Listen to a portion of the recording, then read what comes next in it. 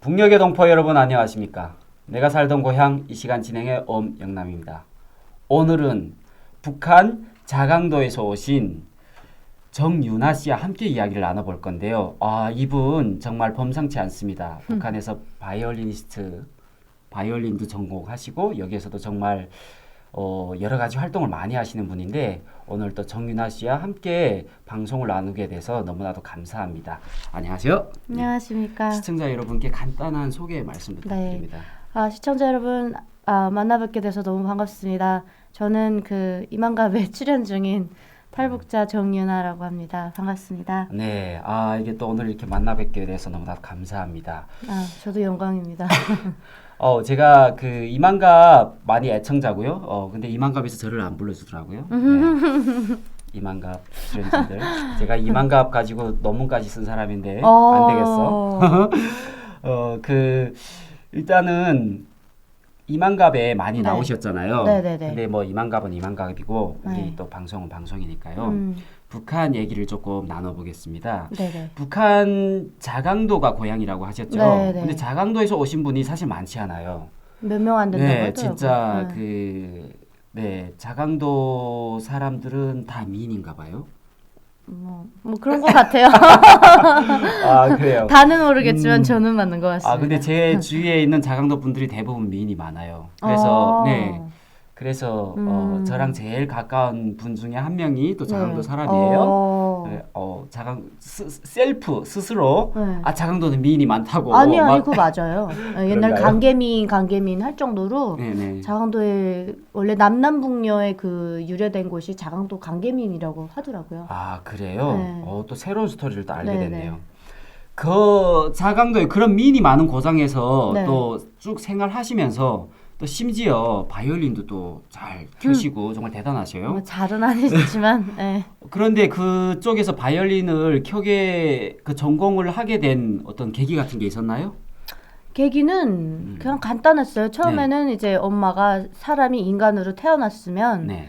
악기 하나는 다뤄야 된다 하던 찰나에 계속 농촌동원을 내보내는 거예요. 근데 제가 아이 때부터 좀 이렇게 약했거든요. 그래서 아빠가 오케이 하면 잘 빼갔나 농촌전투에서 그래서 이제 학교에 찾아갔죠. 우리 아빠가 가서 딸을 좀 농촌전투를 빼고 싶은데 오케이 하면 뺄 수 있나 그랬더니 음악 소절을 들어가면 활동을 하면 된다. 그래서 그럼 조건이 뭐나 그랬더니 그 악기하고 이거 의자였어요. 의자? 네. 의자까지 필요해요. 본인이 앉아야 되는 의자. 그래서 아버지가 그 정도는 뭐 그때 당시 아빠가 좀 이렇게 높은 직에 있었으니까 그거는 아무것도 아니다 해가지고 바로 이렇게 악기를 사다 줬는데 아코디언을 하면 등이 좀 이렇게 굽는다. 등이 굽는다. 네. 앞에 이렇게 자꾸 무거운 거를 네네네. 다니니까. 그래서 안 되고 또 색소폰을 처음에 하려고 하다가 색소폰 불면 또 입이 나온다. 여자가 입 나오면 안 된다. 그래서 선택이 된 게 바이올린이 된 거예요. 네. 굉장히 바이올린은 사실 굉장히 켜기 어려운 다루기 어려운 악기 중에 맞습니다. 하나로 저도 알고 있거든요.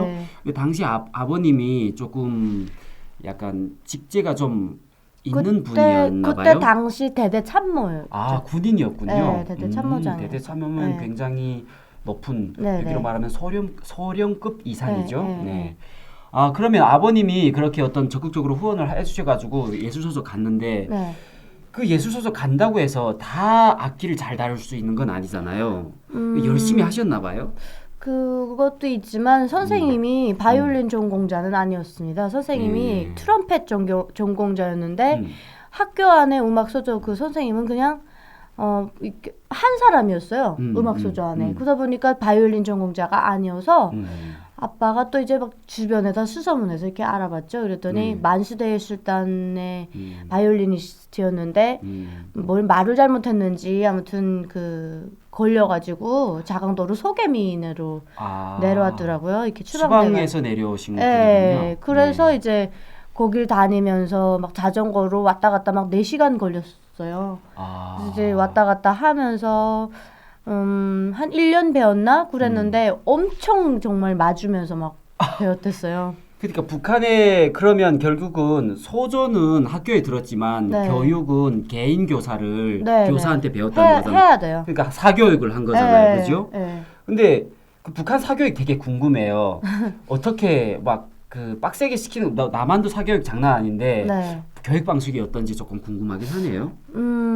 저 같은 경우는 그러니까 우리 오빠는 그 7.15 제어동상 네. 그 수상을 했댔거든요. 오, 굉장히 공부를 잘해요. 네, 그래서 네. 오빠는 그 꼴꼬리 문제집이라고 하는 수학 문제집 그게 5천 문제가 있고 8천 문제가 있는데 오빠는 그걸 8천 문제까지 이렇게 네. 풀어야 돼서 그 수학 선생님한테서 이렇게 사교육을 정말 힘들게 받았어요. 오. 그리고 저 같은 경우는 이제 그 바이올린 사교육을 받았는데 바이올린 선생님이 이제 귀하다 보니까 북한에는 좀 다른 사교육에 비해서 한 5배, 6배 이렇게 비쌌어요. 일단은 돈이 비싸고. 네, 돈이 비싸고 바이올린 선생님이 아예 없었어요. 그러다 보니까 그렇겠죠. 이렇게 4시간씩 가야 되고 그렇게 1년을 배웠는데 그분이 혁명화 내려왔다가 좀 힘이 있었는지 다시 평양으로 올라가더라고요. 그래서 그게 이제 제 바이올린 배우는데 마지막이 된 겁니다. 근데 1년을 너무 이제 제대로 잘 배워주신 덕분에 뭐 여기 한국에서처럼 뭐 10년, 11년 전공하신 분들처럼은 못하지만 그래도 대단히 그분이 아마 교사로서 굉장히 그 기량이 뛰어나신 분이었던 것 같아요. 네, 만수대 예술단에서 네, 그리고 바이올린 씨였으니까. 또 제가 알고 있기로는 또 북한 사교육 그런 개인 교사 굉장히 엄격하게 한다고. 네, 때려요. 그렇게 많이 때려요. 때려요. 네, 많이 때려요. 심각하네요. 무섭네. 네, 많이 아무튼 때려요. 그렇게 1년 동안 정말 열심히 배우셔가지고 지금은 잘 또 정말 제가 연주하는 걸 봤어요. 굉장히 잘하시더라고요. 아니요. 그래서 시청자 여러분들 기대하세요. 꼭 멋있는 연주를 해드릴 겁니다. 네. 네. 그래서 그러면 거기에서 이렇게 바이올린도 하고 그 아버님이 또 직제에 있고 하니까 뭐 나름 잘 사셨잖아요. 네, 네. 근데 갑자기 탈북을 하게 됐어요. 네. 뭐 계기 같은 게 있나요? 그 자강도는 일단 그 군수물품 공장들이 많고, 아빠가 또 이제 그 좀 특수부대에 있다 보니까 배구분 늘 나왔거든요. 그랬는데 전기 사정도 좋았어요. 그래서 자강도에 있을 땐 뭐 이렇게 고난의 행군이 뭔지 뭐 이런 걸 잘 몰랐는데. 네. 제가 이제 대학을 김종숙 교원대학을 가게 됐습니다. 김종숙 교원대학. 네, 함경북도 회령시로 가게 됐는데 그때 이제 회령에 가 보니까 사람들이 많이 굶어 죽고 그 꽃제비들도 장마당에 많이 나와 있고 이제 그때 알았죠. 대학교 그 환경도 너무 안 좋고 뭐 일단 그 기숙사에 난방이 없다 보니까 벽에 이렇게 계속 얼음물이 막 흐를 정도로. 아유, 엄청 추웠어요. 네. 그래서 그렇게 춥다 보니까 그런 데서 막 생활하기 힘들었어요. 그래서 저는 개인집을 해가지고 돈이 좀 있다 보니까 그러고 다녔는데 그 개인집에서 한국 드라마를 한국 본 드라마. 거죠. 그러니까 사실 자강도에서는 한국 드라마를 볼 기회가 한 번도 없었는데 본 적이 없어요. 근데 회령은 국경 지역이다 보니까 거기서 네. 한국 드라마를 볼 수 있는 기회가 생겼군요. 네. 처음에 봤을 때 어땠어요? 처음에 봤을 땐 그냥 거짓말이다. 왜냐면 조선예술 영화도 많이 각색을 하고 예술은 예술이다. 그리고 이제 아빠가 한국 드라마를 이제 국경으로 나가니까 충성심이 되게 높았잖아요. 그러니까 한국 드라마 만약에 볼 게 있으면 최대한 보지 말아라. 근데 만약에 봐야 된다면 봐라. 보되 비판적으로 봐라. 비판적으로. 네, 그래서 처음엔 비판적으로 보다가 그게 또 이게 드라마가 끝날 때는 되게 자극적으로 끝나잖아요. 그렇죠. 그러면- 한국 드라마 완전 한번 빠지면 네. 헤어나오지 못하잖아요. 그래서 다음 그 에피소드가 너무 궁금하고 그러니까 저도 모르게 어느 날 보니까 제 용돈을 CD 사는데 쓰고 있더라고요. 그렇게 해서 한국 드라마에 빠지게 된 거죠. 봤던 드라마들 중에서 가장 네. 인상 깊었거나 자극적이었던 어떤 드라마가 있나요? 제일 재밌었던 건 아무래도 가을 동화. 가을 동화. 그다음에 그거 안 황태자의 보고 첫사랑 뭐 이런 거, 천국의 계단 네. 뭐 이런 게 제일 자극이 됐던 것 같아요. 그런데 그런 드라마를 보면서 아까 네. 처음에 봤을 때는 거짓말이다 이렇게 생각했었다잖아요. 네. 근데 그것 때문에 탈북을 하게 됐나요?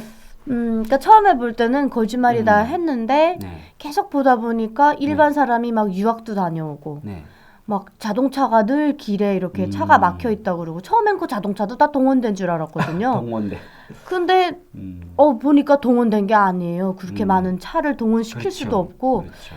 그 사람들이 너무 자유롭고 제가 북한에서 누릴 수 없었던 패션의 자유, 그다음에 또 언어의 자유, 그다음에 들을 수 있는 거, 볼 수 있는 거의 자유, 그다음에 제일 중요한 건 북한은 여행의 자유가 없는데 한국은 보니까 여행의 자유가 있고 아무나 여권을 발급받는 것 같더라고요.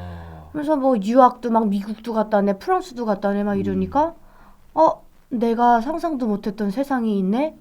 이런 거에 이제 처음에는 드라마를 재미로 보다가 나중에는 공부로 빠지게 된 거예요.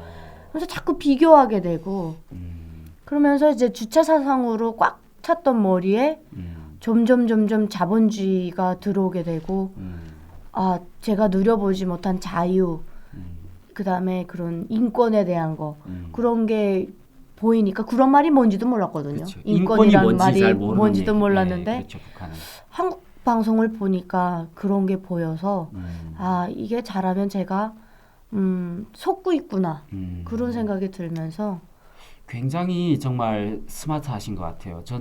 저도 국경 지역에서 살다 보니까 한국 드라마를 봐도 그렇게까지 막 인권이 뭘까, 막 저 사람들이 진짜 저렇게 살까? 라고 막 스스로 학습하는 그런 게까지는 생각을 못했거든요. 근데 굉장히 스마트하시고 그거를 또 학습으로 순화를 하신 게 굉장히 멋진 것 같아요. 근데 그렇다 할지라도 자강도라는 게 쉽게 탈북하기는 어려운 곳이잖아요. 그리고 또 아버님이 굉장히 충성스러운 또 군인이었고 아버님한테 만약 경우 내가 탈북을 한다 하면 무슨 일이 생길지 모르잖아요. 그래 그 탈북하실 때 어떻게 하셨나요? 그래서? 그러니까 그때는 이제 저희 아빠가 려단급으로 이제 승진을 계셔서 점점 충성도가 높아가네요. 별을 달고 계셨거든요. 왕별을. 그래서 이거 오케이 해야 되나 막 고민을 하다가 말하지 말자. 말씀을 드리면 저희 아버지가 이렇게 제 목덜미를 잡고 질질질질 끌고 당으로 찾아갈 것 같았어요. 아마 충분히 그러실 분일 것 같아요. 제 생각에는. 그렇게 높은 군 간부였으면. 그리고 저희 엄마도 직맹위원장을 하면서 충성심이 좀 많이 높았기 때문에 만약에 딸이 이런 사람이 나왔다 하면 정말 저희 집안이 또 빨치산 집안이거든요. 그러니까 그런 거에 제가 오점을 남긴다라는 거에 되게 두려움이 컸어요. 그래서 차라리 그냥 말하지 말고 내 미래니까 내가 한번 알아서 개척해보자. 그런 마음으로 이제 탈북을 결심을 했죠. 근데 하려고 보니까 돈이 필요한 거예요. 그래서 그렇죠. 마지막으로 집에 가서 아빠 그 달러를 좀 훔쳤죠. 아빠가 달러를 갖고 있었나요? 이제 좀 화폐 개혁도 하고 좀 당에 좀 여러 번 당하다 보니까 이제 좀 살아가는 방법을 터득해서 이제 달러로 이렇게 깔았댔는데 그걸 좀 이제 훔쳤죠. 아빠 달러를 도둑질에다가 훔쳐가지고 탈북을 하셨어요. 도강비에 썼어요. 근데 탈북하실 때 그러면 누구도 몰랐던 거예요? 집안의 부모나 형제들 중에서. 말씀을 안 드리다 보니까 도망치다가 엄마한테 걸리긴 했는데. 딱 걸렸어요? 그때 이제 엄마가 역에 기차역까지 바래다 주면서 다 컸으니까 그리고 이렇게 눈물을 막 글썽이시면서 내 딸은 바위돌 위에 올려놔도 살 수 있는 아이니까 네 운명의 주인은 너 자신이니까 네가 알아서 판단하고 엄마가 봐도 이 나라에는 비전이 없다. 그리고 이제 그때 당시만 해도 여단급인데도 그 군인들이 많이 호약 걸려가지고 죽고 이런 걸 보면선 이렇게 어머니도 좀 당에 좀 실망을 많이 했던 것 같습니다. 그래서 말은 못할 뿐이지. 말은 안 했지만 네 운명은 네가 개척해라. 난 너 믿는다. 그 말 한마디 하시고 기차가 이렇게 덜컹 출발할 때 창문으로 이렇게 보니까 엄마가 푹 주저앉던 모습이 지금도. 어머님이 굉장히 열리신 분인 것 같아요. 참고로 제가 자강도에 대해서 잠깐 말씀을 드리면 아까 말씀을 하셨지만 거기에는 굉장히 군수품 공장이 굉장히 많고 미사일 만들고 뭐 핵무기 부품 만들고 이런 곳이라서 북한 정부에서 모든 뭐 배급이니 뭐 모든 영향을 다 집중하는 곳이거든요. 그래서 곳이라서 북한 중에서도 북한식으로 말하면 가장 새빨간 빨갱이들만 모이는 곳이라서 평양보다 더 심해요. 그러니까 북한식으로 말했을 때는 혁명성이 굉장히 강한 거고요. 우리 자유 세계 시각으로 봤을 때는 굉장히 조금 후진. 좀 조금 깨지 못했죠. 깨지 네. 못한 동네. 네. 그런 데서 어머님이 그런 열린 사고를 가졌다는 것은 굉장히 네. 정말 그 이례적인 그런 네, 상황이라는 네. 것을 네. 제가 말씀드립니다. 그러면 그렇게 해서 탈북을 네. 국경을 해산으로 하셨어요? 아니면 아니요, 저는 회령 앞에 회령. 두만강으로. 아, 네. 그러면 이렇게 국경 경비대한테 돈을 주고 오시는 네네네. 건가요? 달러로 그때 250달러 줬는데 제가 아. 훔친 게 1200불을 훔쳤댔거든요. 굉장히 큰 많이 돈이- 남았죠. 그렇게 큰 돈인 줄 몰랐어요. 좀 아버님이 좀 미타미타합니다. 아버님이 당에 충성을 한다는데 네. 당에서 하지 말라는 달러를 많이 가지고 있었어요. 그렇게 갖다 바치더라고요. 저희가 뭐 그렇게 한 건 아. 아니고 뇌물공화국이다 보니까 음. 뭐 입당하려고 하니까 돈 가지고 오고 네. 뭐 이래서 입당 보증도 많이 써주시고 그다음에 또 아빠가 그 개구리 기름 개구리 뭐 이런 거 이렇게 통과시켜 주잖아요. 근데 네네. 그때가 성군 정치라 네. 군인들이 좀 힘이 셌거든요. 아. 그럼 이제 그 개구리 장사꾼들이 통과를 못하면 이렇게 자강도는 10호 초소들이 많아서 정말 통과하기가 힘들어요. 그럼 그런 걸 아빠가 이렇게 전화 한 통이면 뚝뚝 열어주고 할 아버님이- 정도니까. 아버님이 굉장히 파워가 높으신 네, 분이네요. 그래서 그러다 보니까 돈 모은 거예요. 그렇구나. 네. 그런 아버님의 돈을 훔쳐가지고 탈북을 하셨어요. 네. 야, 그 정말 그런 자강도에서 탈북을 하신 그 탈북 이야기 또 네. 남한에서 어떻게 정착을 하는지 너무나도 궁금한데 네. 이제 시간이 다 돼가지고요. 다음 시간에 그 탈북 이야기랑 그 남한에서 정말 화려하게 정착을 하셨어요. 지금도 정말 멋지게 일을 하시고 영어도 잘하시고 네. 그 이야기를 다음 시간에 더 듣도록 하겠습니다. 네. 오늘 너무 수고 많으셨습니다. 고맙습니다. 감사합니다. 감사합니다.